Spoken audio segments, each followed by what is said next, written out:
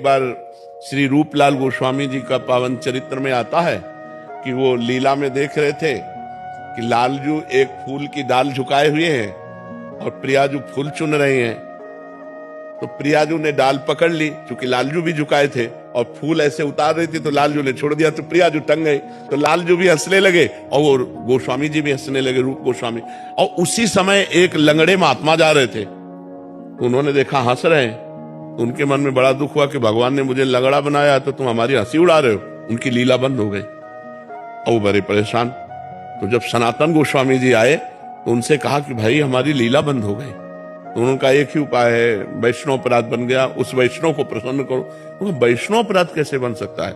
ना हमने कभी किसी की निंदा की है, ना किसी का कोई हमारा संसर्ग है, हम तो एकांत सेवन करते हैं। बोले नहीं, वैष्णव अपराध बन गया। तभी आपकी लीला में विघ्न पड़ा।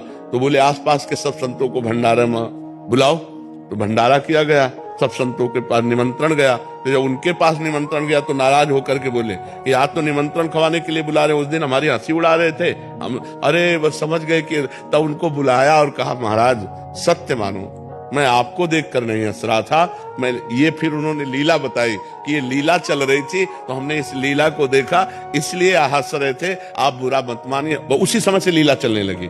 देखो, उन्होंने निंदा नहीं की, कोई अपराध नहीं किया, लेकिन किसी वैष्णव को दुख हो गया उनके को लेकर, उनकी लीला बंद हो गई। इसलिए अपने लोगों से कोई न कोई संत वैष्णव अपराध बन जाते हैं तो अपना भी भजन। इसीलिए सब संतों को रोज प्रणाम करो, 10-5 भक्तों का रोज नाम स्मरण करो, भक्त नामावली, कई नामावलियां हैं, भक्त नामावली, भक्तों का स्मरण करो।